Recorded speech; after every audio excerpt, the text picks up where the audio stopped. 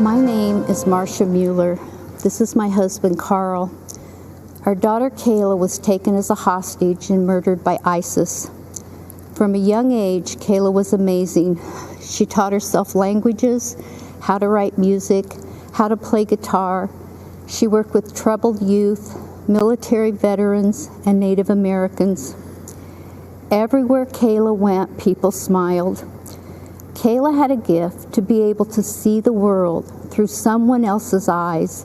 She became a humanitarian aid worker, and when she was helping children at an orphanage in India, Kayla wrote, "I find God in the suffering eyes reflected in mine. If this is how you are revealed to me, this is how I will forever seek you." She went to Turkey to help Syrian refugees in 2012.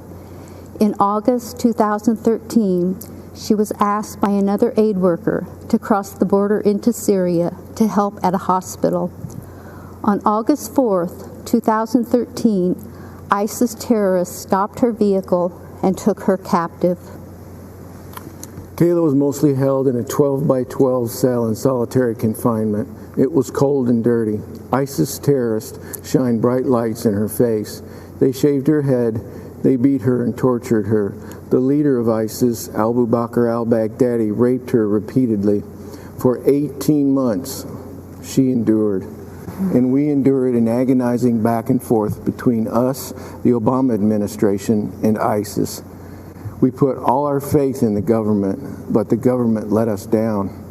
President Obama refused to meet with us until ISIS had already beheaded other Americans. To this day, we've never heard from Joe Biden.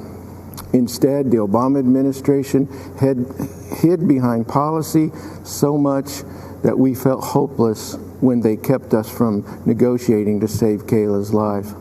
The administration showed more concern for the terrorists in Guantanamo than the American hostages in Syria.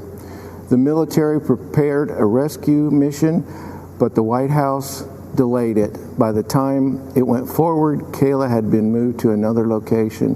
After 18 months of brutal torture, we learned from ISIS that Kayla had been killed. The Obama administration kept telling us they were doing everything they could, but their version of everything wasn't enough. What a difference a president makes. Under President Trump, U.S. Army special operators conducted a raid on al-Baghdadi's compound. After we learned that al-Baghdadi was killed, we learned something else. The operators named themselves Task Force 814 after August 14th, Kayla's birthday. And the mission was named Operation Kayla Mueller. To those soldiers, thank you. Kayla was looking down on you. The Trump team gave us empathy we never received from the Obama administration. The Obama administration said it was doing everything it could. The Trump administration is. Let me just say this. Kayla should be here. If Donald Trump had been president when Kayla was captured, she would be here today. When Kayla was a hostage, I'd go outside at night and look at the moon. I'd look at the moon and I'd promise her I'd do everything I could to get her home. Now when I see the moon, I'm reminded of my promise to her I couldn't keep. All Kayla wanted was to make it home. We are still working to find her, and God willing, we will bring her home. Kayla was born a miracle. We were told we would never have a second child, but God gave us Kayla, and she gave herself to the world. 8 months into Kayla's captivity, another hostage was able to smuggle out a letter Kayla had written. As we read it, we could see that God was holding her in his arms. In her words, she felt tenderly cradled in free fall. She also wrote, "I have been shown in darkness light and have learned that even in prison one can be free. I am grateful. I have had many hours to think how only in your absence have I finally, at 25 years old, come to realize your place in my life. None of us could have known it would be this long, but no, I am also fighting for my side in the ways I am able, and I have a lot of fight left inside of me. I am not breaking down, and I will not give in, no matter how long it takes. Kayla taught me so many things as her mom. She's still teaching us.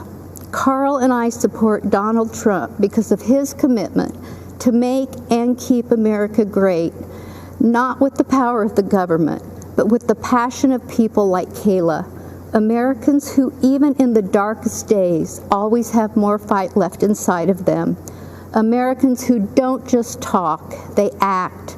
That was our daughter. That's President Trump.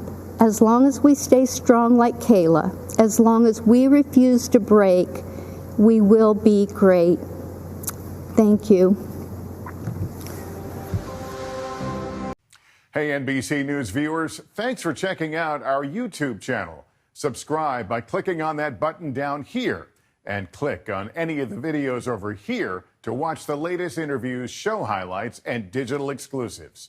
Thanks for watching.